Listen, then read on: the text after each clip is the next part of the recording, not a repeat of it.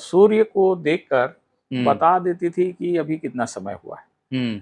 और यदि हम उसको घड़ी से मिलान करते थे लगभग उतना ही बजा रहता था। अच्छा। और रात में चांद को देख के भी वो बता देती थी कि कुछ समय बाद मतलब मौसम कैसा होने वाला है। आसपास की जो लाइट है उसको देख के आप जान सकते हैं कि अगले 4-5 दिनों बाद मौसम कैसे होने वाला है। अच्छा। कक्षा में प्रथम, हम्म। तो मुझे अब देख के जो है महसूस होता है कि मैं उस समय कक्षा में प्रथम हुआ करता था। हम्म। जबकि मेरे पिताजी या मेरी माँ जो अशिक्षित थे, उन्होंने कोई स्कूली शिक्षा प्राप्त नहीं की थी, तो वो इतना पूछते थे कि बेटा पास हुआ कि नहीं? और मैं बोलता था कि हाँ पास हो गया, तो वो भारी भारी खुश हो जाते थे कि बेटा पास हो गया है, अब अगली क्लास में जाएगा।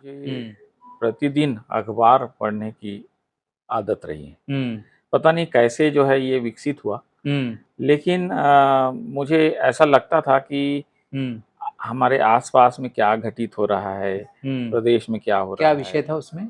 इथनोबॉटनी ये ऐसा विषय है जो जो परंपरागत रूप से जो आदिवासी हैं या वन क्षेत्रों में रहने वाले निवासी हैं, वो अपने विभिन्न बीमारियों के इलाज के लिए जो जंगल में जड़ी बूटी पाई जाती है, तो हर एक जड़ी बूटी एक विशेष गुण धर्म लिए होती है और उसका प्रयोग एक विशेष प्रकार की बीमारी के इलाज के लिए किया जाता है। में जो है बहुत वृद्धि होती है और ज्ञान का दायरा जो है बहुत बढ़ता है। जैसे मैंने पीएचडी किया, उस समय मैं वर्किंग प्लान डीएफओ था बस्तर में, और बस्तर का वर्किंग प्लान उस दौरान जो है मैंने बनाया है, जो हर 10 साल में एक वन मंडल का वर्किंग प्लान बनाया जाता है। हर 10 साल में बनाया जाता है। उस साल वन की प्रसिद्धि जो है आसपास के क्षेत्रों में थी। और ऐसा बहुत कम होता है कि किसी शहर से लगा हुआ कोई प्राकृतिक वन हो। ऐसा मैंने जो है बहुत कम देखा है। अनुभव हो सकता है। और भगवान बुद्ध का जो उपदेश है वो यथार्थवादी है, जीवन के यथार्थ को अनुभव कराता है। जी, इसी बात में मैं कहना चाहूंगा कि बुद्ध को तथागत कहा जाता है। जी। वो जैसा बोलते थे वैसा करते थे जी। और बुद्ध की शिक्षाओं में आचरण का बड़ा महत्व है। जी। तो जैसे कि आपने बताया है कि आप शुरू से ही पढ़ा करते थे। जी। लेकिन बुद्ध की शिक्षाओं का सही ज्ञान तभी होता है जब हम उसके प्रायोगिक मार्ग पर चलते हैं। जी। तो उस तरह के प्रायोगिक मार्ग पर चलने के लिए क्या आपने कोई प्रशिक्षण ली, कोई शिविर किया या फिर कोई उनका कोई एक आध प्रैक्टिकल मार्ग जो है उसको आपने कोई करके देखा है? मैंने विपश्यना का 10 दिवसीय शिविर किया था बालाघाट में। नोट पे ये बात खत्म हुई है कि लास्ट में जो बात आई है वो मैत्री की बात आई है। और जैसे कि आप सभी जानते हैं कि बुद्ध का जो संदेश है उसमें पावरफुल जो संदेश है वो मैत्री का संदेश है। वो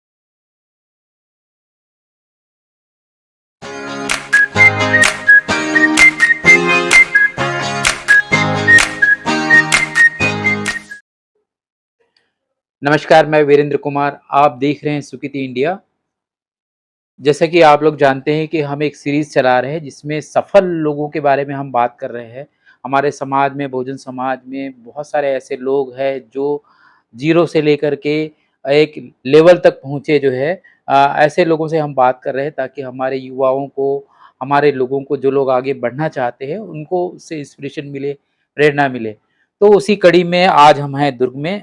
डॉक्टर बीपी नोनहारे जी हमारे साथ में हैं जो कि फार्मर एडिशनल पीसीसीएफ रहे हैं। आज हम उनकी ज़िंदगी के बारे में समझेंगे और उनके कार्यों के बारे में भी समझेंगे और ये भी समझेंगे कि किस तरह से वो जो है इस मुकाम तक पहुँचे हैं। तो आइए चलते हैं, हम उनसे सीधे बात करते हैं। आपका हमारे चैनल सुकृति इंडिया में हार्दिक स्वागत है। धन्यवाद। जी, जी, जी। सर, आपसे सबसे पहला सवाल ये है कि अपना जो शुरुआती ज़िंदगी है या अपने बारे में पहले थोड़ा-सा बताइए और फिर आपकी ज़िंदगी के शुरुआती क्षणों के बारे में हम समझेंगे जो। मेरा जन्म 1959 में हुआ था। हाँ, नहीं, ये बाद में समझेंगे हम। हाँ। पहले आप जो है ये जो मैंने अभी बताया है हाँ। वो क्या रहे हैं उसके बारे में थोड़ा सा बताइए फिर। मैं 1985 बैच का भारतीय वन सेवा का अधिकारी रहा हूँ जी। और मेरी सेवा के दौरान जो पदस्थिति तत्कालीन मध्य प्रदेश में हम्म। और छत्तीसगढ़ बनने के बाद हम्म। 2001 के बाद छत्तीसगढ़ के विभिन्न शहरों में रही हम्म। है हम्म। और सेवा के अंतिम वर्षों में मेरी पदस्थिति हम्म। अपर प्रबंध संचालक छत्तीसगढ़ वन विकास निगम रायपुर में रही है। अच्छा, ठीक ठीक। तो अ, वहाँ से आप 2019 में रिटायर हुए हैं। जी हाँ। जी जी जी। सर अब हम जानना चाहेंगे आपकी शुरुआती ज़िंदगी के बारे में कि जब आप छोटे थे तब आपका जो परिवार था और आसपास का जो परिवेश था, सामाजिक परिवेश था, वहाँ से हम शुरू करेंगे कि भई आपके जो पेरेंट्स जो थे, वो क्या वहीं राजनांदगाँव के ही रहने वाले थे या कहीं बाहर से आए थे? और उस समय की सामाजिक परिस्थितियाँ कैसी थी? मेरा जन्म स्थान राजनांदगांव है हुँ। और राजनांदगांव के बाहरी क्षेत्र में हुँ। एक ग्राम पंचायत थी, हुँ। अ, नंदई ग्राम पंचायत। हुँ। वहाँ पर एक मोहल्ला था बसंतपुर, हुँ। वहाँ मेरा जन्म हुआ। हुँ। मेरी प्रारंभिक शिक्षा प्राथमिक शाला बसंतपुर में हुई हुँ। और माध्यमिक शिक्षा भी हुँ। बसंतपुर के माध्यमिक शाला में हुई। हुँ। हुँ। मेरा पूरा जो प्रारंभिक जीवन का जो समय है हुँ। वो ग्रामीण क्षेत्रों में बीता है। हुँ। मेरी जो हायर सेकेंडरी की शिक्षा स्टेट हाई स्कूल राजनांदगांव में हुई हुँ। और उसके पश्चात जो कॉलेज की शिक्षा है वो गवर्नमेंट दिग्विजय कॉलेज राजनांदगांव में हुई। जी, जी। मैंने बायोलॉजी से बीएससी ग्रेजुएशन किया आपने जो। ग्रेजुएशन किया जी। और तत्पश्चात मेरी जो पोस्ट ग्रेजुएशन हुँ। की शिक्षा इंदौर विश्वविद्यालय इंदौर से हुई हुँ। और यह मैंने जो पोस्ट ग्रेजुएशन है 1981 में जी। पूर्ण किया था। जी, जी। तो ये तो आपकी शैक्षणिक जर्नी हो गई। उस समय की जब आप बचपन में छोटे थे, तो उस समय सामाजिक परिवेश में अगर कुछ मेमोरी हो, कुछ याद हो, तो बताएँगे उसके बारे में थोड़ा? प्रारंभिक शिक्षा का स्तर अ, ग्रामीण इलाकों में जैसे होता है हुँ। लगभग उसी तरह से था। हुँ। जो शासकीय प्राथमिक शाला विद्यालय है वो एक छोटे बहुत छोटे मकान जैसे मकान रूपी हुँ। भवन में लगता था हुँ। और उसमें जो प्राइवेट किसी कृषक का हुँ। वो भवन था हुँ। और उसमें बरामदे में जो है कक्षाएं लगती थी। जी। तो कक्षा पहली से लेकर 5वीं तक हुँ। हमारी बरामदे में ही और ताल पट्टी बिछाकर हुँ। हम लोग बरामदे में ही पढ़ते थे हुँ। और जब बारिश समाप्त हो जाती थी हुँ। तो वो कृषि क्षेत्र में जो पेड़ थे, हुँ। वृक्ष थे बड़े बड़े, हुँ। हुँ। जैसे रिया वृक्ष बोलते हैं, रिया पेड़ हुँ। या बबूल के पेड़ हैं, हुँ। हुँ। ऐसे पेड़ थे। हुँ। तो पेड़ के नीचे भी जो है हमारी कक्षाएं लगती थी। पेड़ के नीचे लगती थी। मैं जी। आपको बताना चाहूँगा जी। कि कक्षा तीसरी और चौथी हुँ। हमारी पेड़ के नीचे कक्षा लगती थी अच्छा। और जब छाँव जो दोपहर बाद जो है छाँव खिसकती थी हुँ। दूसरी साइड में, तो हुँ। हम लोग भी अपने ताल पट्टी को छाँव की तरफ से सरका लेते थे। अच्छा। और ब्लैक बोर्ड भी जो है हम लोग जो क्लास के जो स्टूडेंट थे, हुँ। वो ब्लैक बोर्ड जहाँ भवन के अंदर रखा रहता था, हुँ। वहाँ से उठा के हम लोग ही ले जाते थे, हुँ। चाक और हुँ। डस्टर भी साथ में ले जाते थे। अच्छा। और हमारे जो शिक्षक थे उनके आने के पहले हुँ। हम डस्टर, चाक और ब्लैक बोर्ड ले जाके वहाँ पे तैयार रखते थे। अच्छा। और इस तरह से मेरी प्राथमिक शिक्षा पेड़ों के नीचे ही हुई है। तो हुँ। कक्षा 5वीं तक मैं शासकीय प्राथमिक शाला हुँ। बसंतपुर में किया। हुँ। तो मुझे याद है कि तीसरी, चौथी और 5वीं हुँ। तीनों कक्षाएं जो है पेड़ के नीचे जो है लगा करती थी जी, जी, जी, जी। और उस समय जो शिक्षक थे हुँ। वो बहुत समर्पित भावना से जो है पढ़ाते थे। जी। और उस तरह ग्रामीण माहौल में मेरी शिक्षा जी, हुई। जी, जी, जी। सर एक बात पहले के समय में एक बात ज़रूर होती थी कि जनरली लोग जो है गर्मी के दिनों में बाहर सोया करते थे, आँगन में सोया करते थे और जो बड़े-बुज़ुर्ग लोग हैं वो कहानी सुनाया करते थे। तो क्या ऐसा कोई कहानी आप लोगों को सुनाई जाती थी बचपन में? हाँ, और अगर कोई याद है तो उसको शेयर करें? जी।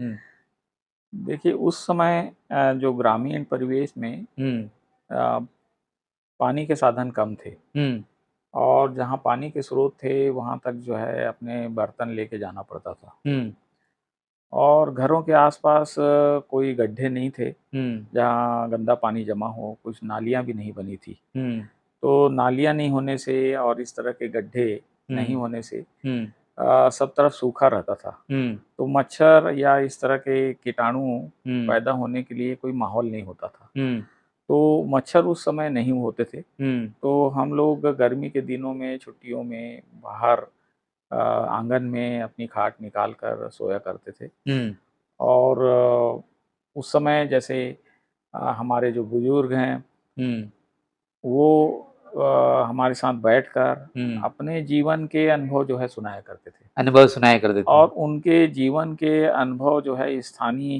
हुँ, बोलियों में होती थी, अच्छा। स्थानीय भाषा में होती थी। हुँ, तो हम लोग भी जो है स्थानीय भाषा में उसको अच्छे से समझ जाते थे छत्तीसगढ़ी में हुँ, और कुछ टूटी-फूटी हिंदी में। हुँ, हमारे शिक्षक भी जो है छत्तीसगढ़ी में समझाते थे कई बार।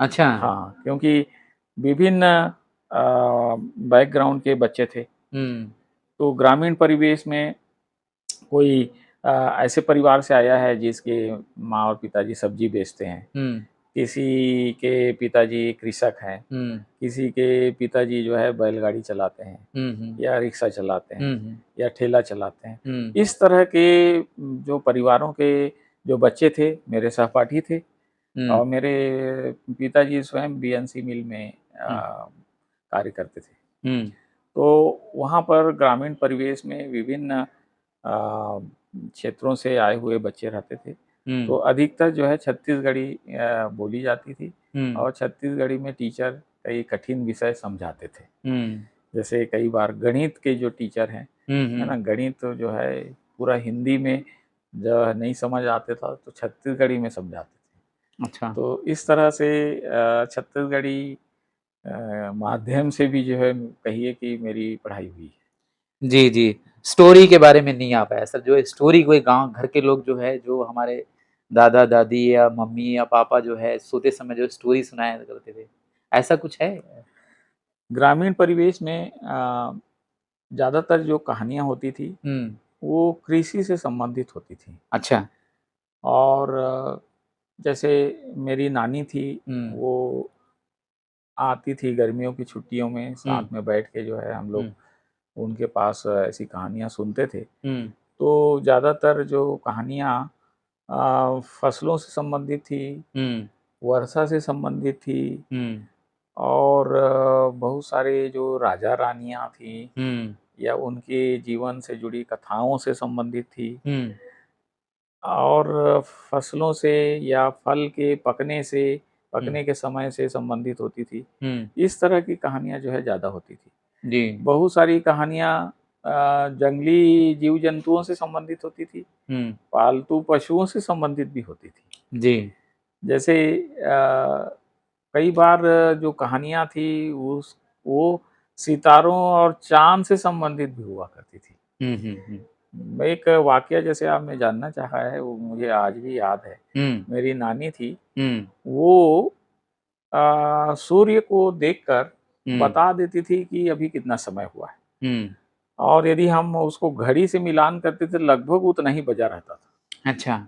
और रात में चाँद को देख के भी वो बता देती थी कि उस समय बाद मतलब मौसम कैसा होने वाला है। हुँ, एक वो बताती थी कि रात में जो है चाँद को देख के हुँ, आप यदि अच्छे सही उसको गौर करके देखते हैं चाँद को, हुँ, तो रात में चंद्रमा के जो साइज़ और चंद्रमा के आसपास की जो लाइट है उसको देख के आप जान सकते हैं कि अगले 4-5 दिनों बाद मौसम कैसे होने वाला है। अच्छा। तो मेरी नानी ने जो है जिस तरह से बताया था मुझे आज भी स्मृति में है और मैं कई बार जो है उसी तरह के अनुभव को मैं प्रयोग के तौर पे जब देखता हूँ तो मैं स्वयं भी अपने बच्चों को या वाइफ को बता सकता हूँ कि अगले 4-5 दिन बाद जो है मौसम किस तरह से होगा। अच्छा, तो ये ये प्रेडिक्शन कर सकते हैं। ये मैं नानी से ही सीखा। अच्छा। हाँ, कि वो चांद को देख के कैसे जो है पूर्वानुमान जो है लगाया जाता है। अच्छा, ये चीज मैं उनसे सीखा। ठीक, समझ में। वो मुझे अभी भी याद है। हाँ। और मैं उसको बता सकता हूँ और वो लगभग सही होता है। लगभग सही होता है। सर आप जो है मतलब कॉलेज तक पहुंच गए और आपने एमएससी जो है इंदौर से की जो है जी।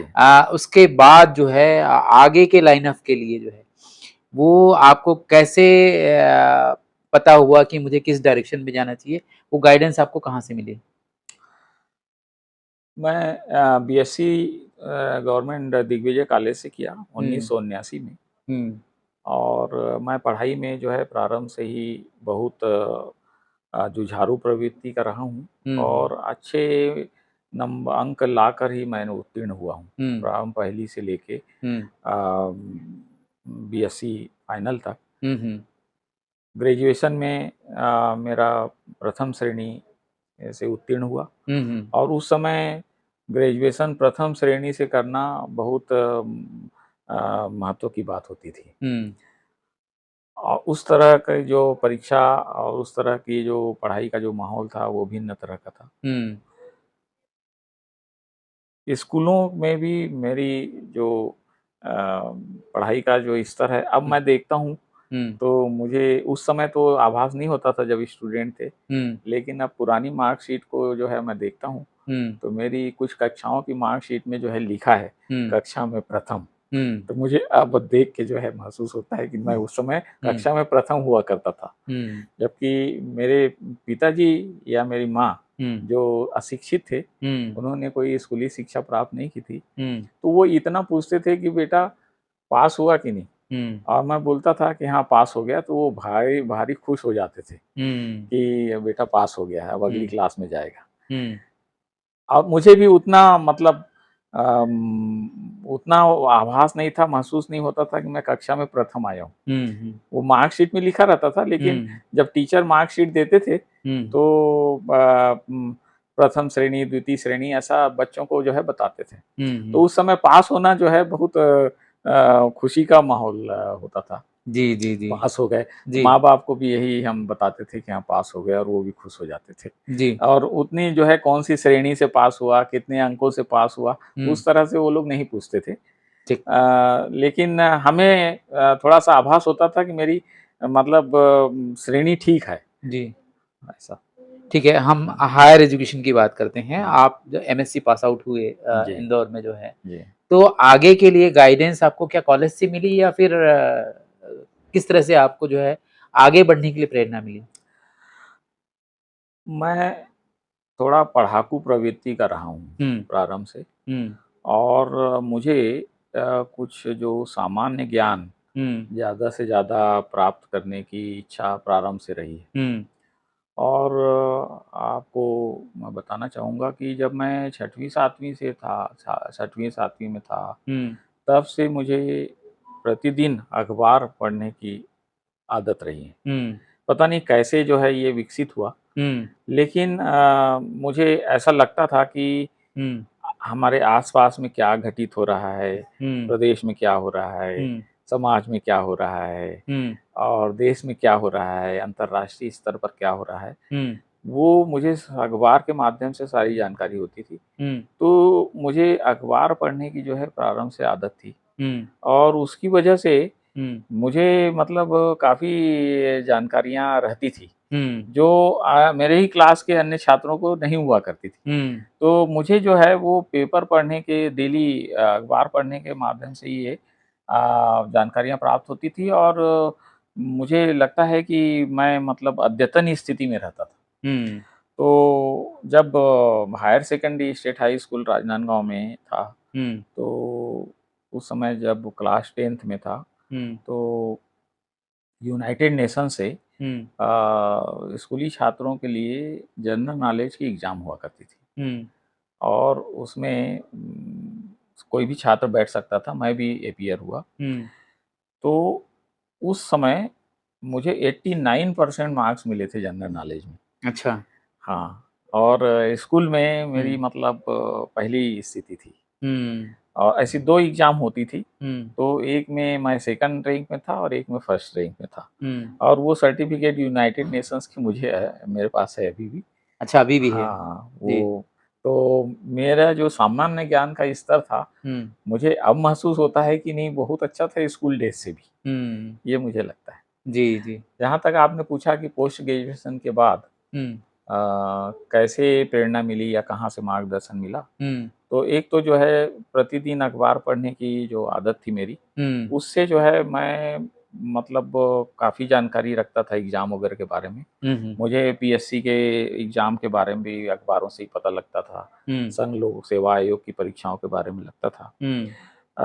लेकिन जो एक एमएससी करने के बाद कौन-सी एग्ज़ाम जो है, जैसे रिज़ल्ट आने के बाद कौन-सी एग्ज़ाम होने वाली है, उसके बारे में मेरे एक सीनियर थे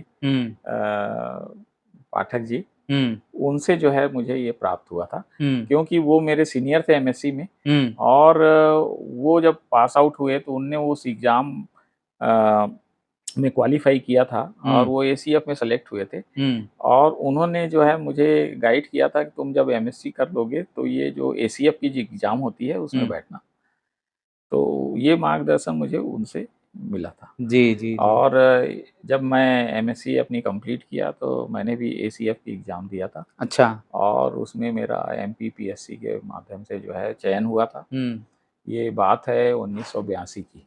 1982 की। 1981 में मैंने एमएससी कंप्लीट किया था बायोकेमिस्ट्री से। जीव रसायन शास्त्र बोलते हैं बायोकेमिस्ट्री। और उसके इमीडिएट बाद मैं एसीएफ की एग्ज़ाम में बैठा और मेरा चयन हुआ। और 2 साल की ट्रेनिंग मैंने कोयम्बटूर से कंप्लीट किया था, state forest service college Coimbatore से। ठीक। और पहली पोस्टिंग एसीएफ के रूप में मेरी नारायणपुर वन मंडल में हुई थी। और वहाँ पर जो लगभग मैं 1.5 साल रहा नारायणपुर में। जी। और इसी बीच जो है इंडियन फॉरेस्ट सर्विस की एग्ज़ाम हुई थी, यूपीएससी की। और 1984 की एग्ज़ाम में मैं अपीयर हुआ, और उस एग्ज़ाम से मेरा सिलेक्शन हुआ, और 1985 का बैच मिला, 1985 का। और इसके पश्चात जैसे 2 वर्ष की ट्रेनिंग देहरादून में होती है, तो देहरादून में 2 वर्ष और 4 महीने फाउंडेशन कोर्स होता है, लाल बहादुर शास्त्री प्रशासनिक अकादमी मैसूर में। ये 2 साल की ट्रेनिंग के बाद होता है? बाद होता है। और वो कंप्लीट करने के बाद फिर राज्य में फिर पोस्टिंग होती है। तो ये 1987 की बात है, जब फाउंडेशन कोर्स मसूरी से कंप्लीट करके आए, तो मेरी पहली पोस्टिंग जशपुर में हुई थी, जसपुर नगर। तो पहला मेरा प्रोबेशन पीरियड वहाँ कंप्लीट किया मैंने जशपुर में। तो इस तरह से पहली पोस्टिंग का जो सफ़र रहा। जी। ठीक है। इसके बाद जो है जो लाइन ऑफ प्रमोशन में आगे बढ़ने का जो क्रम चला, उसमें किसी तरह की दिक्कतें हुई? सेवा काल के दौरान अ, सेवा अपनी जो फॉरेस्ट्री की जो सर्विस है, तो फॉरेस्ट्री जो है ऐसा विषय है जो आम जनजीवन से जुड़ा हुआ है। चाहे आप वन क्षेत्र लें, चाहे वन्य प्राणी का लें, चाहे जलवायु का लें, चाहे आप जैव विविधता का लें, या पर्यावरण का लें, या फिर जो ग्रामीण क्षेत्रों में जो वन क्षेत्रों में जो आदिवासी रहते हैं, उनके जीवन से संबंधित अनेक विषय, ये सभी जो है वानिकी से जुड़े हुए विषय हैं। और चूँकि मेरा जो वनस्पति शास्त्र और जीव विज्ञान विषय मेरे ग्रेजुएशन में रहा है, तो मुझे जो है इस विषय को समझने में बहुत आसानी हुई और बड़ा रोचक विषय है वानिकी। जी। और मेरे सेवा काल के दौरान अनेक स्थानों पर पदस्थिति होती गई, अनेक अनेक विभिन्न, जैसे-जैसे सीनियर होते गए वैसे के अलग-अलग कैपेसिटी में पोस्टिंग होती गई। तो सेवा काल के दौरान तो कोई ऐसे विशेष परेशानी नहीं हुई और चूँकि मेरे रुचि का विषय था, तो इस विषय में मैंने जो है और अधिक अध्ययन करके अपनी जो रुचि के अनुसार और अधिक से अधिक वानिकी और संबंधित क्षेत्रों में अधिक से अधिक ज्ञान प्राप्त करने का हमेशा प्रयास किया। और इसी सेवा के दौरान मैंने अपने जो वनस्पति शास्त्र में पीएचडी भी कंप्लीट किया। अच्छा। सागर विश्वविद्यालय से। और 2003 में मुझे सागर विश्वविद्यालय से अवार्ड हुआ वनस्पति शास्त्र में, और उसमें भी इथनोबॉटनी। अच्छा। इथनोबॉटनी विषय है, उसमें पीएचडी मुझे अवार्ड हुई। क्या विषय था उसमें? इथनोबॉटनी ये ऐसा विषय है जो परंपरागत रूप से जो आदिवासी हैं या वन क्षेत्रों में रहने वाले निवासी हैं, वो अपने विभिन्न बीमारियों के इलाज के लिए जो जंगल में जड़ी बूटी पाई जाती है, तो हर एक जड़ी बूटी एक विशेष गुण धर्म लिए होती है और उसका प्रयोग एक विशेष प्रकार की बीमारी के इलाज के लिए किया जाता है और इसका परंपरागत नॉलेज आदिवासियों को जो है होता है। तो इसी विषय से संबंधित जो पढ़ाई है उसको इथनोबॉटनी कहा जाता है। ठीक है। तो इथनोबॉटनी में मेरी पीएचडी है जी। और जो औषधि पौधे तत्कालीन मध्य प्रदेश में और छत्तीसगढ़ के जो क्षेत्रों में मिलती है, विशेषकर बस्तर में, तो ऐसी वनस्पतियों से जुड़े विषय पर मेरी पीएचडी है। जी, जी, जी। ये पीएचडी करने के बाद आपका जो नेचर ऑफ जॉब है, उसमें क्या परिवर्तन हुआ? क्या इनोवेटिव आइडियाज़ जो है वो आए? पीएचडी करने से अनेक लाभ मिले। व्यक्तिगत रुचि के कारण मैंने पीएचडी किया। इसमें शासकीय रूप से कोई आवश्यकता नहीं थी और न ही शासकीय सेवाओं में कोई उसका लाभ मिलता है, बल्कि अपने स्वयं के आत्मविश्वास में बहुत वृद्धि होती है। अपने स्वयं के जो ज्ञान में जो है बहुत वृद्धि होती है और ज्ञान का दायरा जो है बहुत बढ़ता है। जैसे मैंने पीएचडी किया उस समय मैं वर्किंग प्लान डीएफओ था बस्तर में, और बस्तर का वर्किंग प्लान उस दौरान जो है मैंने बनाया है, जो हर 10 साल में एक वन मंडल का वर्किंग प्लान बनाया जाता है। हर 10 साल में बनाया जाता है? जी। हाँ। तो जो उस वन मंडल में जो वन क्षेत्र है, उसका अगले 10 साल में किस तरह से साइंटिफिक मैनेजमेंट होगा, उसके लिए एक प्लान तैयार होता है जिसको वर्किंग प्लान बोलते हैं। अच्छा। और उसी वर्किंग प्लान को भारत सरकार अनुमोदित करती है, राज्य सरकार और फिर भारत सरकार अनुमोदित करती है और उसके हिसाब से वन क्षेत्र का मैनेजमेंट किया जाता है, वन्य प्राणियों का मैनेजमेंट किया जाता है, वहाँ पर जो ग्रासलैंड है या अन्य वनस्पतियां हैं उसका मैनेजमेंट किया जाता है, टिम्बर का उत्पादन किया जाता है उसी अनुसार से। जो आपने देखा होगा टिम्बर निकलती है, जलाऊ लकड़ी निकलती है, बल्लियां निकलती है, वो बांस निकलता है, बांस का विदोहन भी उसी तरह से होता है, लकड़ी का पेड़ों का विदोहन उस तरह से होता है। आपने जो टिम्बर डिपो में जलाऊ लकड़ी या टिम्बर देखा होगा, वो वन क्षेत्र के साइंटिफिक मैनेजमेंट से प्राप्त लकड़ी से ही वहाँ पर विक्रय होता है लकड़ियों का। तो इस तरह से तो वर्किंग प्लान के निर्माण में मुझे जो पीएचडी करने से जो ज्ञान हासिल हुआ, उसका मैंने भरपूर वर्किंग प्लान तैयार करने में मैंने अपने ज्ञान का उपयोग किया। और समय-समय पर बहुत सारी जो योजनाएं जो है लाई जाती है, उसमें जब वो जन कल्याणकारी योजनाएं होती है शासन के द्वारा जो बनाई गई है, तो उसमें अपने ज्ञान का उपयोग जहाँ भी आवश्यक होता है मैं करता रहा हूँ। और मुझे लगता है कि इससे जिन जिन लोगों के संपर्क में आया या जहाँ जहाँ पदस्थिति थी और जब वहाँ आसपास के जो गांव वाले थे जंगलों में निवास करने वाले आदिवासी लोग थे, उनसे उनका जितना भी कल्याण मेरे ज्ञान से हो सकता है, मैंने बराबर जो है समय समय पर उसको उपयोग करके उनको लाभान्वित करने का प्रयास किया है। लाभान्वित करने का प्रयास किया है। सर जो है जो आपने एक प्रोजेक्ट भी डेवलप किया था जगदलपुर में जो है, जी। वो क्या प्रोजेक्ट था और किस हिसाब से आपने उसको डेवलप किया था? मुझे लगता है आप एक जगदलपुर के समीप एक सालवन है, जी। शायद उसी की बात कर रहे हैं। जी, जी, जी। हाँ, उस सालवन की प्रसिद्धि जो है आसपास के क्षेत्रों में थी हुँ, और ऐसा बहुत कम होता है कि किसी शहर से लगा हुआ हुँ, कोई प्राकृतिक वन हो। हुँ, ऐसा मैंने जो है बहुत कम देखा है। हुँ, बस्तर के पास, जगदलपुर के पास हुँ, शहर से लगा हुआ एक प्राकृतिक साल का वन था, हुँ, है अभी भी। हुँ, और वहीं पे लामनी ग्राम है और लामनी वन के रूप में भी वो जाना जाता है। हुँ। सर वो कितना और किलोमीटर दूर है सिटी से?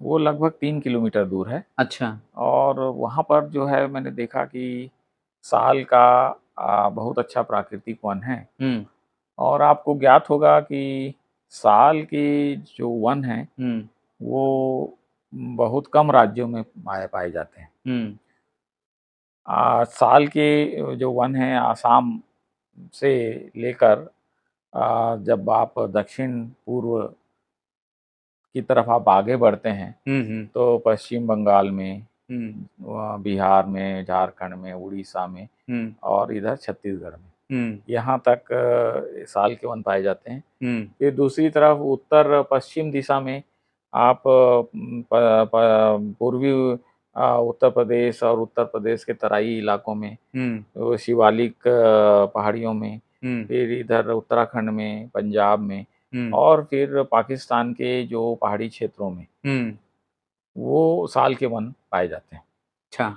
तो साल के वन की एक विशेषता होती है कि हुँ, ये बहुत लंबी आयु तक जीते हैं।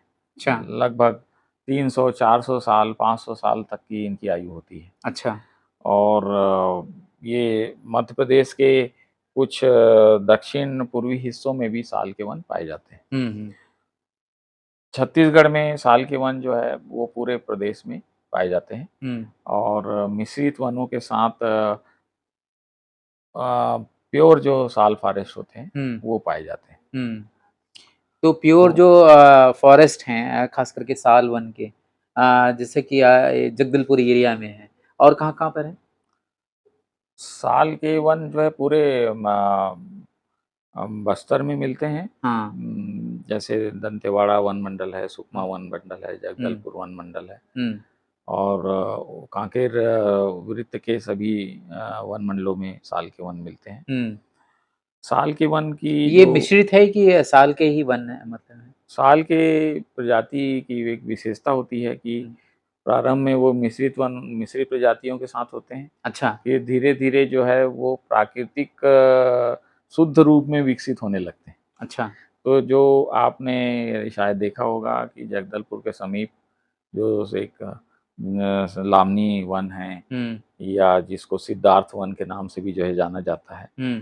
वो पूरी तरह से प्राकृतिक साल वन के रूप में है, अच्छा प्राकृतिक साल वन के। साल वन के रूप में है। हुँ, वहाँ पर अ, पूर्व में जो उसके मैनेजमेंट की दृष्टि से हुँ, बीच-बीच में जो है वो रास्ते बनाए गए थे, हुँ, जो सड़क के रूप में परिवर्तित हो गई। हुँ, तो इस तरह से वो जो साल का वन है, हुँ, वो अ, सड़क के माध्यम से हुँ, अ, आग से सुरक्षा करने के लिए हुँ, या फायर लाइन जो होती है उसके माध्यम से हुँ, आग से सुरक्षा करने के लिए हुँ, वो अलग-अलग खंडों में विभाजित थे, हुँ, ताकि गर्मी में जो आग फैलती है, हुँ, तो उससे उसकी जो है रक्षा की जा सके। प्रोटेक्शन हो।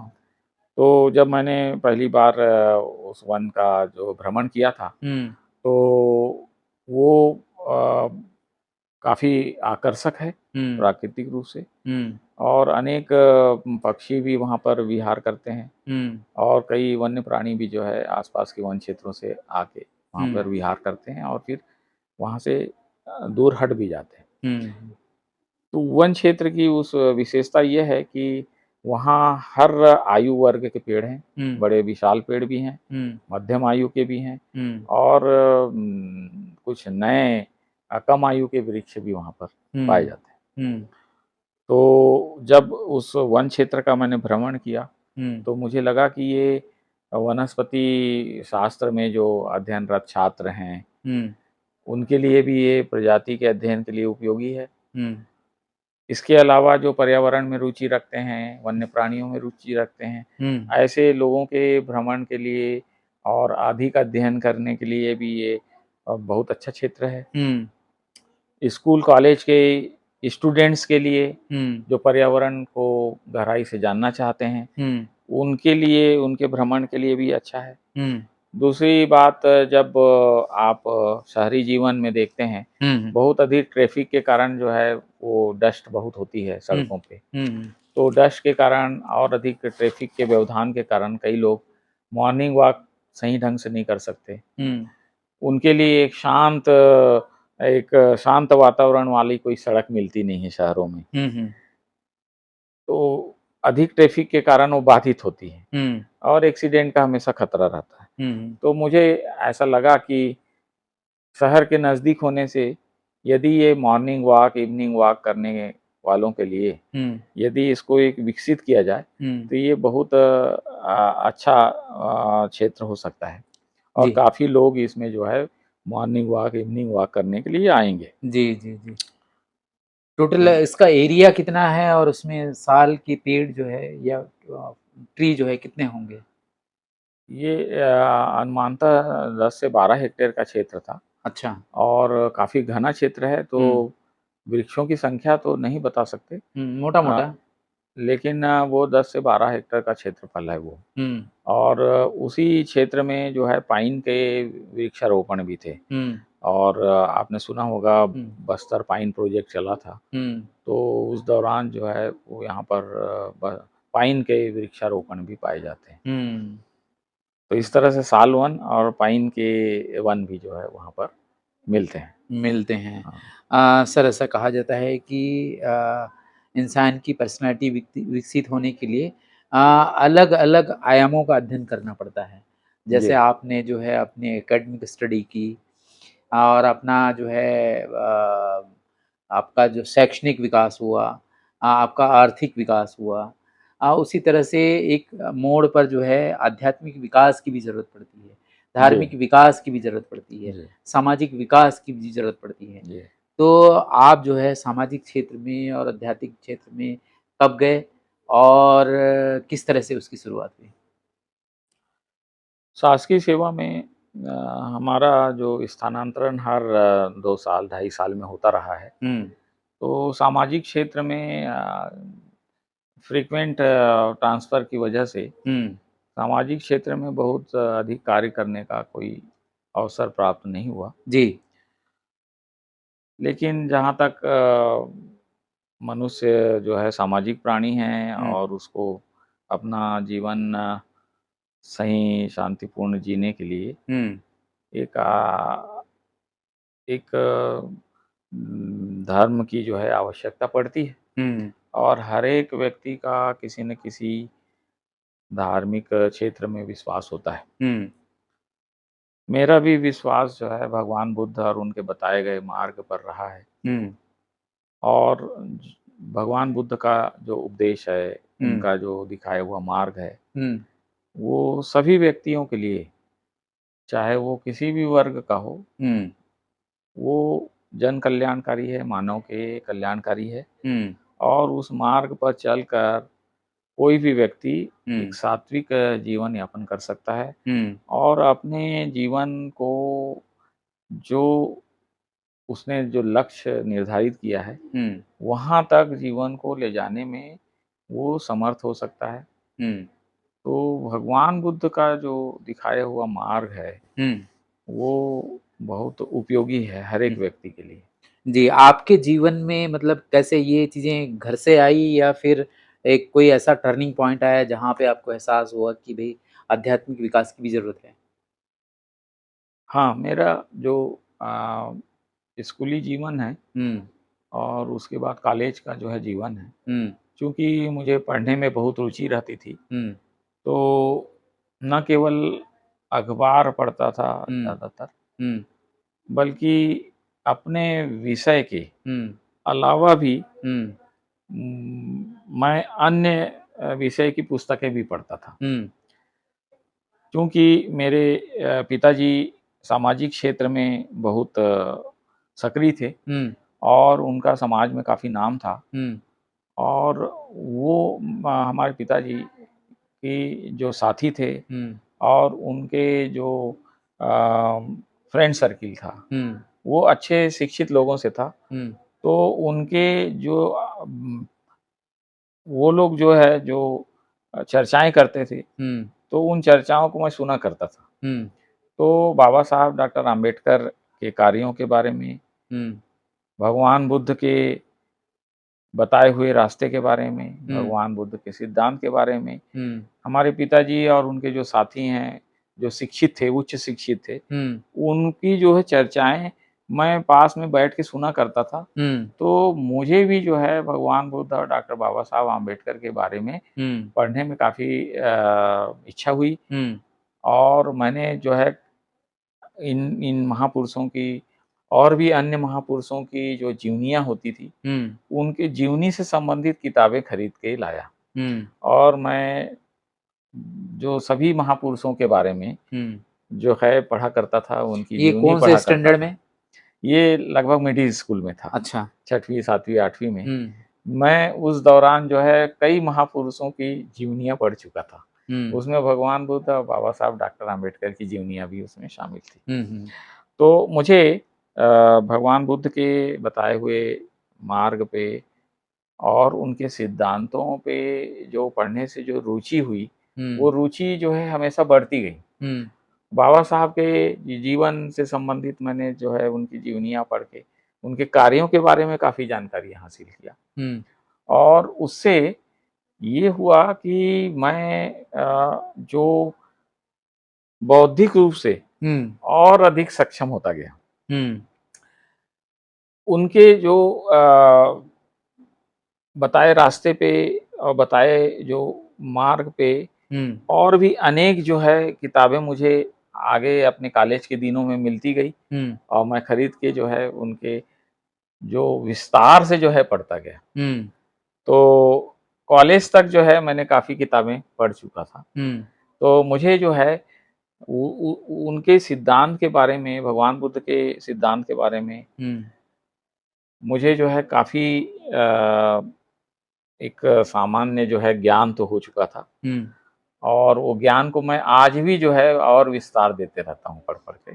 जी, जी, जी। तो इसी बीच जो है मुझे जब भगवान बुद्ध की जब जीवनी पढ़ा हुँ, और मुझे जो है ज्ञात हुआ कि उनका पूरा जीवन हुँ, वृक्ष के नीचे जो है बीता है हुँ, और उन्होंने पीपल वृक्ष के नीचे बोधगया में ज्ञान हासिल किया। हुँ, प्रथम उपदेश जहाँ श्रावस्ती जो वाराणसी के पास हुँ, ऋषिपत्तन जो हुँ, स्थान है, तो वहाँ पर भी जो है साल के वृक्ष मिलते थे हुँ, और मृगदाय वन था। हुँ, तो उस मृगदाय वन में जो है साल के वन थे और मिश्रित वन भी थे हुँ, और वहाँ जो हिरण हैं, हुँ, हिरण विचरण करते थे। हुँ, इसीलिए उस वन का नाम मृगदाय वन है, जहाँ पे भगवान बुद्ध ने प्रथम उपदेश दिया था। हुँ, हुँ, और जहाँ पे उनका परिनिर्वाण हुआ कुशीनगर में, हुँ, जो गोरखपुर के पास में है, वहाँ पर भी पूरा क्षेत्र जो है साल वन है। हुँ, हुँ, तो साल वन में जो है उनका भगवान बुद्ध का अधिकांश समय बीता है।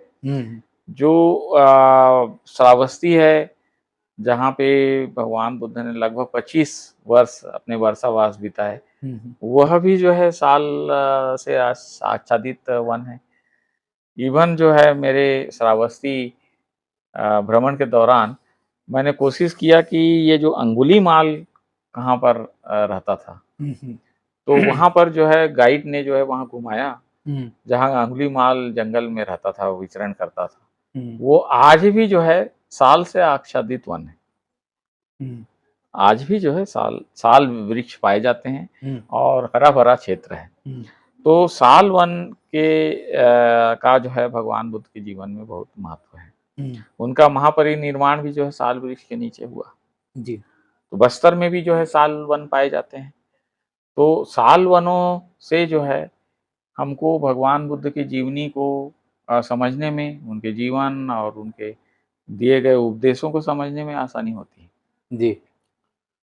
तो जो लामनी के पास जो सिद्धार्थ वन है वो साल वन है।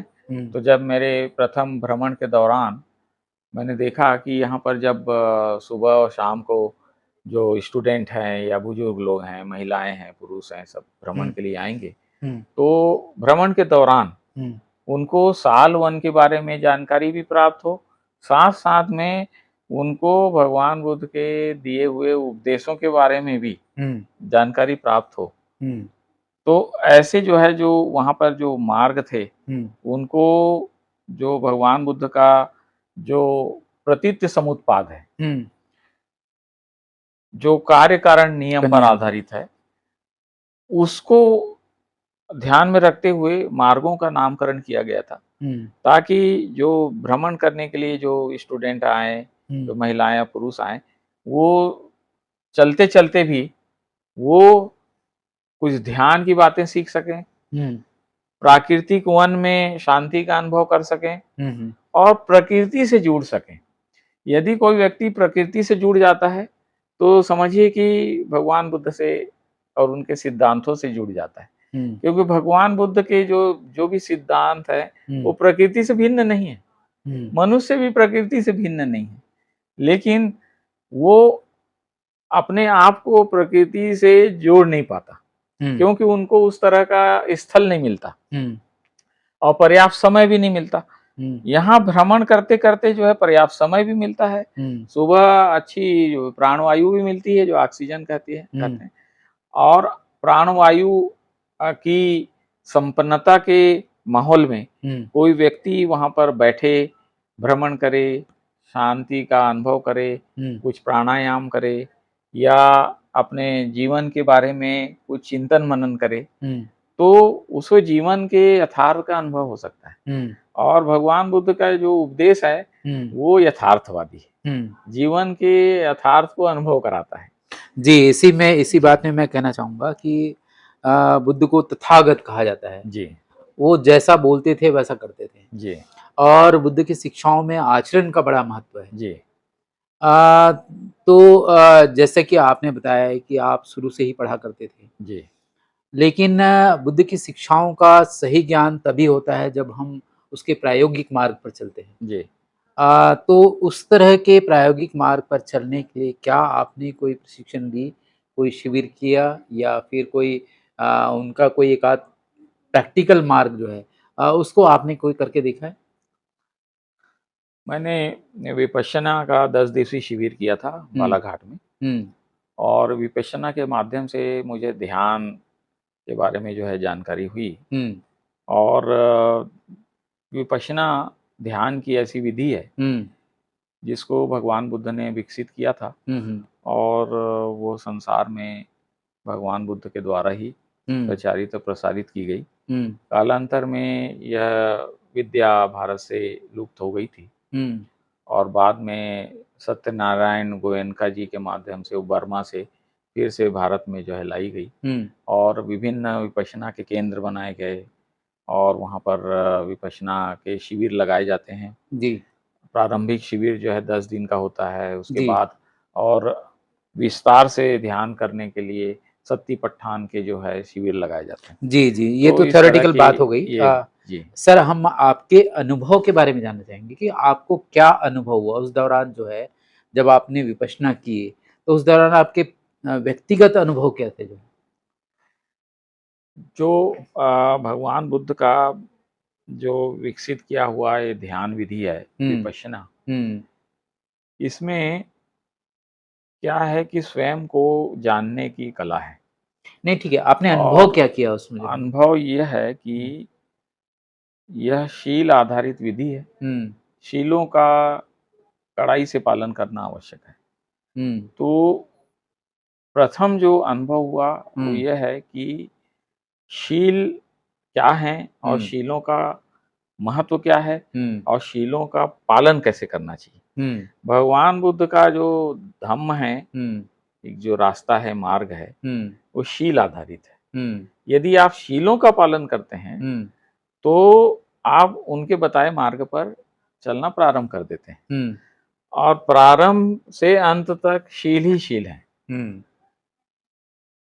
जैसे पंचशील आपने सुना होगा।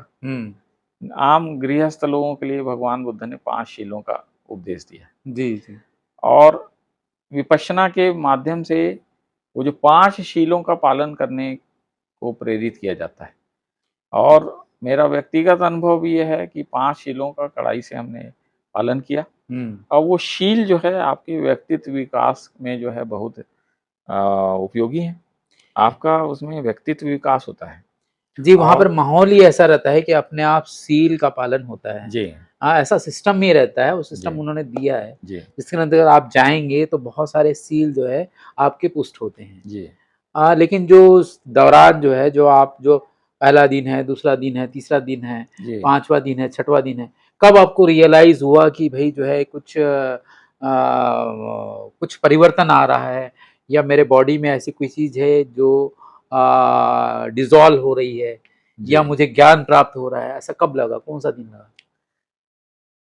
इस 10 दिवसीय शिविर में चौथे दिन में ये अनुभव होता है और चौथे दिन में जब सांस की प्रक्रिया विपश्यना की जो शुरुआत होती है, विपश्यना के, हाँ, विपश्यना के चौथे दिन में प्रथम 3 दिन तो जो है सांस के आनापानसति का अभ्यास करते हैं, सांस की गति को अनुभव करना होता है और चौथे दिन विपश्यना दी जाती है। तब जो है सांस की प्रक्रिया को और पुष्ट किया जाता है और अनुभव किया जाता है। उसके माध्यम से, सांस के माध्यम से अपने अंतरतम की गहराइयों तक जो है जाया जाता है जी। और उसमें जो आप बहुत गहराई तक आप जब ध्यान करते हैं तो जो हमारा हाड़ मांस का बना शरीर है वो एक तरह से वेव में या एक तरंग के रूप में जो है परिवर्तित होता है और तरंग ही तरंग जो है विकसित होती जाती है और उसके माध्यम से जो हमारे जो जन्म जन्मांतर के जो विकार हैं, चाहे सुखद विकार होंगे, दुखद विकार होंगे, जो हमारे चित्त में जो संचित रहते हैं वो हटते जाते हैं, मन निर्मल होते जाता है और उन तरंगों के माध्यम से आप एक अलग तरह का जो है अनुभव करते हैं, शांति का अनुभव करते हैं, चित्त की शुद्धि का अनुभव करते हैं, मन की निर्मलता का अनुभव करते हैं और मतलब एक तरह से जो प्योरिटी है ना, जो आचरण में भी प्योरिटी विकसित होती है, जो आगे के जीवन जीने के लिए भी काम आती है और जो नियमित रूप से विपश्यना का अभ्यास करते हैं वो और अधिक परिशुद्ध होते जाते हैं। हमारे सेवा काल में क्योंकि जो सेवा की बाध्यता रहती है तो हम नियमित रूप से विपश्यना नहीं कर पाए, लेकिन एक जो अनुभव जो प्राप्त होता है वो आपके हर एक कदम पे व्यक्तित्व विकास में सहायक होता है। व्यक्तित्व विकास में सहायक होता है। सर, हम अब जानना चाहेंगे मोटा मोटा जो है बुद्ध के सिद्धांत क्या है, कौन से सिद्धांत आपको बहुत रियलिस्टिक लगते हैं?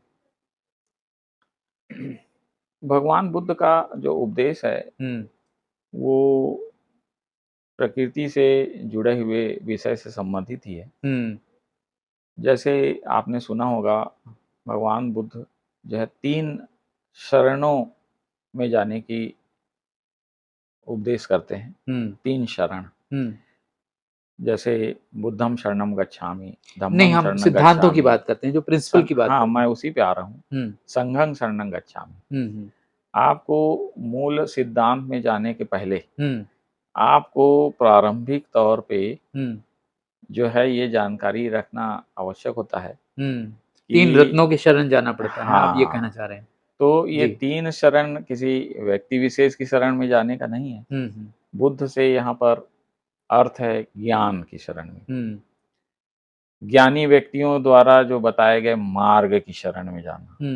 तीसरा, ऐसे व्यक्तियों के संगत में जाना जो उस मार्ग पर पहले से चल रहे हैं। तो बुद्ध के किसी व्यक्ति विशेष के शरण में जाने का नहीं है, बल्कि बुद्ध का यहाँ पर अर्थ ज्ञान से है। धम्मम शरणम गच्छामि का अर्थ जो है उनके बताए मार्ग से है। और तीसरा, इस मार्ग पर जो है जो चल रहे हैं पूर्व में लोग, उनके संग, उनके साथ है ना सम्मिलित होना, उनकी संगत में रह के अपने आचरण को और शुद्ध करने से संबंधित है। ये 3 शरण हैं। फिर आप उनमें जो है अपने उपदेशों के माध्यम से अलग अलग जीवन यापन करने वाले, अलग अलग तरीके से जीवन यापन करने वाले लोगों के लिए बताया है। जैसे आम गृहस्थ परिवार है, आम गृहस्थ लोग हैं, उनके लिए पंचशील का बताया। बौद्ध भिक्षुओं के लिए 8 शील का बताया, कम से कम। उससे ज्यादा भी शील होते हैं। और उसके बाद जो है 8 अष्टांगिक मार्ग, मतलब 8 तरह के मार्ग के बारे में जो है उन्होंने बताया। जैसे आपके सम्यक विचार हैं, सम्यक व्यायाम है, सम्यक आजीविका है, इस तरह से ऐसे 8 मार्ग बताए, अष्टांगिक मार्ग इसीलिए कहा जाता है। उससे भी आगे यदि आप और प्रैक्टिस करना चाहते हैं तो पारमिताएं बताई है उनने। कई किताबों में 10 पारमिताओं का उल्लेख है, कई किताबों में 12 पारमिताओं का उल्लेख है। इससे अधिक भी पारमिताएं होती है, लेकिन कम से कम 10 पारमिताएं जो मनुष्य जीवन के लिए बहुत उपयोगी हैं, उनका पालन करने के लिए भगवान बुद्ध ने बताया। ये भी सिद्धांत में ही आता है जी। और उसके बाद जो है जो और आप विस्तार में जाएंगे, डिटेल में धम्म को समझना है, तो उनका एक कार्य कारण का जो है नियम है, जिसको प्रतीत्य समुत्पाद के नाम से जो है जाना जाता है। जी जी। प्रतीत्य समुत्पाद कार्य कारण का नियम है कि ऐसा करने से ऐसा होता है, ऐसा नहीं करने से ऐसा नहीं होता है। ये समझना आवश्यक है। जी। कोई भी घटना बिना कारण के नहीं होती। कोई भी घटना घटित होने के लिए कुछ कारण होते हैं और बिना कारण के कुछ भी घटित नहीं होता। तो ये कार्य कारण का नियम के आधार पे ही प्रतीत्य समुत्पाद का सिद्धांत बताया गया। जी जी। हम महापुरुषों की बात करते हैं। आप कौन से महापुरुष की जीवनी से सबसे ज्यादा प्रभावित हुए और क्यों हुए? मैं जहां खास तक करके सामाजिक परिवर्तन के मामले में। जी, मैंने अन्य बहुत पुरुषों की जीवनी का अध्ययन किया है। पेरियार रामास्वामी नायकर की जीवनी का अध्ययन किया है। ज्योतिबा फुले, जो राष्ट्रपिता ज्योतिबा फुले के नाम से जाने जाते हैं, उनकी जीवनी का अध्ययन किया। माता सावित्रीबाई फुले की जीवनी का अध्ययन किया, संत कबीर की जीवनी का, रैदास की जीवनी का, जो गुरु नानक देव की जीवनी का अध्ययन किया है, जो सिख धर्म के जो 10 गुरु हैं उनकी जीवनी का अध्ययन किया। नहीं, हम ये जानना चाह रहे हैं कि कौन सी जीवनी जो है आपको सबसे ज्यादा प्रभावित करी? जहां तक संघर्ष और संघर्ष के पश्चात जीवन में परिवर्तन लाने का समय विषय है, तो बाबा साहब डॉक्टर भीमराव अंबेडकर की जीवनी बहुत प्रेरणादायी है जी। और उससे हमको प्रेरणा मिलती है कि हमारा जो जीवन है संघर्षमय है और जीवन में हर स्तर पर संघर्ष ही संघर्ष करना है। अब संघर्ष कैसे करना है, क्या उद्देश्य है संघर्ष करने का, हमारा लक्ष्य क्या है और संघर्ष करने के पूर्व क्या प्राप्त करना है जिससे हम संघर्ष करने के काबिल बने। तो फिर संघर्ष के माध्यम से हम क्या प्राप्त करना चाहते हैं, जीवन को कैसे सफल बनाना चाहते हैं, ये सब डॉक्टर अंबेडकर की जीवनी से प्राप्त हुआ। आप उनकी जिंदगी से ज्यादा प्रभावित हुए, उनकी जीवनी से ज्यादा प्रभावित हुए। जी जी जी जी। तो हम लास्ट में अंतिम हमारा सवाल ये होगा कि आ, अभी के युवाओं को जी आप क्या संदेश देना चाहेंगे ताकि उनका जीवन सफल हो। जी, ये बहुत महत्वपूर्ण प्रश्न है और आए दिन जो है लोग यही प्रश्न पूछा करते हैं। वास्तव में हम लगभग अपने जीवन का अधिकांश समय बिता चुके हैं। अब जो हमने जो जीवन में जो प्राप्त किया है, जो कुछ भी प्राप्त किया है ज्ञान के क्षेत्र में, चाहे हमारे प्रोफेशनल जो विषय हैं वानिकी के क्षेत्र में, वन्य प्राणी प्रबंधन के क्षेत्र में, सॉइल एंड वाटर कंजर्वेशन के क्षेत्र में, या इन्वायरमेंट मैनेजमेंट के क्षेत्र में, या ट्राइबल मैनेजमेंट के क्षेत्र में, ये एक प्रोफेशनल नॉलेज है। इसके अलावा अपना जो एकेडमिक नॉलेज और है, जो सामाजिक क्षेत्र में भी है, धार्मिक क्षेत्र में भी। धर्म के विषय में बौद्ध धर्म का जो है कुछ ज्ञान प्राप्त किया है। सामाजिक क्षेत्र में मैंने सोशलॉजी में एमए भी किया है। तो भारतीय सामाजिक जो संरचना है उसका भी मुझे जो है ज्ञान है। सामाजिक व्यवस्था का ज्ञान है। सामाजिक संघर्ष जो समय समय पर हुए हैं उसका जो है ज्ञान है। व्यक्तिगत तौर पे संघर्ष करना, समूह में संघर्ष करना, सामाजिक रूप से संघर्ष करना, अलग अलग बातें हैं। अब संघर्ष करने के लिए जो है प्रारंभिक जो आवश्यकताएं होती है वो है सामान्य ज्ञान का। आपका ज्ञान का स्तर ऐसा हो कि आप स्वयं में उतना जागरूक रहें और आपके समीप जो लोग हैं उनको भी जो है आप जागरूक कर सकें। जीके पर ज्यादा ध्यान दें। न केवल जीके, जीके में ये भी जो है एक जीके के अलावा भी जो सामाजिक क्षेत्र में जो हमारे जो संघर्ष हैं उस सब का तो वहाँ जीके की किताब में नहीं मिलता। जीके की किताब में कुछ दूसरी चीजें मिलती है, लेकिन जो यथार्थ में जो घटित होती है चीजें वो अनुभव से प्राप्त होती है।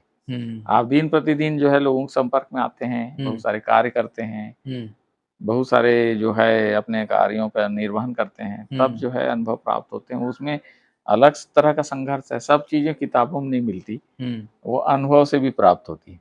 अनुभव से भी प्राप्त होती हैं। हाँ सर, हम लास्ट में ये भी पूछना चाहेंगे कि आप कुछ किताबें बताइए जो है जो लोगों को पढ़ना चाहिए, जो है नंबर 1 पे कौन सी किताब रखेंगे? जहाँ तक अपने जीवन को, संघर्षपूर्ण जीवन को सफल बनाने के लिए एक सही आध्यात्मिक मार्ग की आवश्यकता होती है। तो किसी महापुरुष के जीवन से जिससे ज्यादा से ज्यादा प्रेरणा मिलती है। हाँ, हर कौन स्तर सी के। किताब? ये जो है डॉक्टर बाबा साहब आम्बेडकर की जीवनी को मैं रिकमेंड करेंगे? हाँ, मैं सलाह दूंगा सभी छात्रों को, चाहे वो छात्र किसी भी स्तर का हो, स्कूल का हो, माध्यमिक शाला का हो, उच्चतर माध्यमिक शाला का हो, कॉलेज का हो, या कॉलेज पढ़ चुका हो। ठीक है, दूसरे तो नंबर पे? दूसरे नंबर पे भगवान बुद्ध और उनका धम्म। ये बाबा साहब डॉक्टर आम्बेडकर के द्वारा लिखी गई किताब है। वो सभी के लिए बड़ी उपयोगी किताब है, चाहे बौद्ध धर्म में उसका विश्वास हो न हो, बौद्ध धर्म को जानता हो न जानता हो, लेकिन किसी ने यदि किसी को यदि बताया है कि आपको ये किताब पढ़ना चाहिए, तो वो यदि वास्तव में पढ़ने की इच्छुक है और यदि पढ़ता है तो वो जो है उस किताब से बहुत प्रेरणा प्राप्त कर सकता है। तीसरी किताब एक अनुभव इस संबंध में बताना चाहूंगा। मेरे एक मित्र हैं, उनको मैंने एक, उनकी जो है किसी और धर्म में आस्था है, ये मुझे ज्ञात था, लेकिन चर्चा के दौरान उनने थोड़ा अपने जो है रुचि प्रकट किया कि बौद्ध धर्म की कोई किताब हो तो दीजिए। तो मैंने बाबा साहब डॉक्टर आम्बेडकर द्वारा लिखित बौद्ध भगवान बुद्ध उनका धम्म उनको दिया। तो उसको उनने पढ़ा और पढ़ने के बाद कुछ 1.5-2 महीने बाद जब उनसे बातचीत हुई और मैंने जानना चाहा कि आपने उस किताब को पढ़ा कि नहीं, तो उन्होंने बताया कि वो किताब पढ़ा और मुझे बहुत अच्छी लगी वो किताब, बहुत उपयोगी किताब है। और बोले कि मैं उसको अपने टी टेबल पे रखता हूँ और जब कभी भी वहाँ पे बैठता हूँ मैं, तो मैं हर चैप्टर को फिर से दोबारा पढ़ते रहता हूँ। ठीक है इतनी उपयोगी किताब है। जी। तो किसी पढ़े लिखे व्यक्ति को वो जो है वो किताब काफ़ी प्रभावित करती है और अपने जीवन को सभी कठिनाइयों को झेलते हुए, संघर्षपूर्ण जीवन जीते हुए किस तरह से सफलतापूर्वक अपने लक्ष्य को जो है पाना है, उसकी तरफ कम से कम वो प्रेरित करती है वो किताब। तीसरी किताब? तीसरी किताब के रूप में जैसे रामास्वामी नायकर द्वारा लिखित किताब है, नाम तुरंत याद नहीं आ रहा है, लेकिन ज्योतिबा फुले द्वारा लिखित किताब है गुलामगिरी, उसको जरूर जो है पढ़ना चाहिए। और भी अलग अलग विषय की अलग अलग किताबें हैं जी। और आजकल बाजार में काफ़ी किताबें जो है उपलब्ध है। ठीक है। उस समय जब हम स्टूडेंट थे तो बहुत गिने चुने बुक स्टोर में ही किताबें मिलती थी, लेकिन आजकल कई बुक स्टोर में कुछ किताबें जो है वो उपलब्ध है। ओके। फाइनली हमारे दर्शकों को और खास करके SC ST OBC के जो लोग जो हमारा इंटरव्यू देख रहे हैं, उनको आप क्या कहना चाहेंगे? सभी विशेषकर जो युवा पीढ़ी के लोग हैं, अब सभी आयु वर्ग के लोग जो हैं वो तो अपना अपना अनुभव प्राप्त किए हुए हैं, सभी के पास अपना अपना जीवन का अनुभव है जी। और उनके संपर्क में आने वाले जो भी छात्र छात्राएं हैं, उनको वो जितना भी दे सकते हैं देते हैं। जहाँ तक जैसे मुझे आपने पूछा कि मैं क्या मतलब संदेश देना चाहूँगा, तो मैं विशेषकर छात्र छात्राओं को, युवा पीढ़ी के लोगों को, जिनके सामने अपना पूरा जीवन पड़ा है, एक लंबा जीवन पड़ा है, ऐसे छात्र छात्राओं को, युवाओं को मैं अपनी तरफ से यह कहना चाहूँगा कि उनको अपने प्रारंभिक जीवन के प्रारंभिक वर्षों में जितना अधिक से अधिक वो पढ़ाई और अध्ययन कर सकते हैं, वो ज़्यादा से ज़्यादा करें। जो उनकी जो जैसे ग्रेजुएशन, पोस्ट ग्रेजुएशन का समय है, ग्रेजुएशन का समय है 3 साल का या 4 साल का, जैसा जैसा कोर्स है, या कहीं कहीं पर जो है 5 साल का है, और फिर उसके बाद पोस्ट ग्रेजुएशन करने जाते हैं, चाहे साइंस हो वाले हों, आर्ट्स वाले हों, कॉमर्स वाले हों, उनको अपने यूनिवर्सिटी के जो सिलेबस के अनुसार जो विषय पढ़ाया जाता है उसको तो पढ़ना ही पढ़ना चाहिए और प्रयत्न करना चाहिए से अधिक अंकों से वो अपनी परीक्षाएं पास करें। साथ साथ में यूनिवर्सिटी के सिलेबस के अलावा जो अन्य विषय की किताबें भी पढ़ना चाहिए। महापुरुषों की जीवनी पढ़ना चाहिए, समाज शास्त्र से संबंधित किताब पढ़ना चाहिए, अर्थशास्त्र से संबंधित कुछ अध्ययन करना चाहिए, साइकोलॉजी से संबंधित करना चाहिए, उसको जो कॉमर्स से संबंधित करना चाहिए, उनको राजनीतिक शास्त्र से संबंधित, संविधान से संबंधित जो है करना चाहिए, कुछ जो भी किताबें उपलब्ध हो प्रारंभिक स्तर की। अन्य विषयों का अध्ययन करना भी बहुत आवश्यक है। यदि आप अपने यूनिवर्सिटी की किताबों को ही अध्ययन करते हैं और उसके द्वारा भले आप कोई परीक्षा पास कर लेते हैं, लेकिन आप जहां भी रहेंगे, आप जिस परिवेश में भी रहते हैं, आपके आसपास जो घटनाएं घटित होती हैं, जिन लोगों के बीच आप रहते हैं, वहां पर दूसरे जो है विषय बहुत उपयोगी होते हैं। यदि आपको अन्य जो विषय का ज्ञान है तो आप वहाँ सक्सेसफुली जो है अपना जीवन को उपयोगी तरीके से जी सकते हैं और लोगों में मैत्री भावना भी फैला सकते हैं। लोगों को आपका सही सही स्थिति लोगों को बता सकते हैं ताकि जो है लोग आपके सहयोगी बने, आपके साथ मतलब सहयोग करें, आप उनके साथ सहयोग करें और एक मैत्री भावना भी जो है विकसित हो। जी, इस तरह का हो सकता है। तो मैं युवा पीढ़ी को ये संदेश देना चाहूँगा कि शादी ब्याह के बाद जब जीवन स्थायी रूप लेता है तो जीवन में जो है उतना समय नहीं मिल पाता और उतना जो है अपने दैनिक जीवन की व्यस्तताओं के कारण पढ़ाई लिखाई में उतना समय नहीं मिल पाता। इसलिए जो युवा अवस्था में बहुत ज्यादा अध्ययन करना चाहिए, बहुत ज्यादा यह मैं जो है अपना लोगों से, युवा पीढ़ी से कहना चाहता हूँ। जी जी जी। तो फाइनली अच्छे नोट पे ये बात खत्म हुई है कि लास्ट में जो बात आई है वो मैत्री की बात आई है। और जैसे कि आप सभी जानते हैं कि बुद्ध का जो संदेश है उसमें पावरफुल जो संदेश है वो मैत्री का संदेश है। वो मैत्री की भावना विकसित करने का की शिक्षा देते हैं। तो इसी नोट पर हम इस बातचीत को ख़त्म करेंगे। सर, हमारे चैनल को इतना समय देने के लिए आपका बहुत-बहुत धन्यवाद। और फिर कभी मौका मिला तो किसी नए विषय पर बात करेंगे। दोस्तों, ये आपको ये इंटरव्यू कैसा लगा आप लोग कमेंट करके बताइएगा। और हो सके तो ज़्यादा से ज़्यादा हमारे वीडियोस को शेयर करिए, लाइक करिए। मिलते हैं अगले वीडियो में। नमस्कार। आपका भी धन्यवाद। बहुत-बहुत धन्यवाद। धन्यवाद आपका। नमस्कार। Thank you very much. जी, धन्यवाद।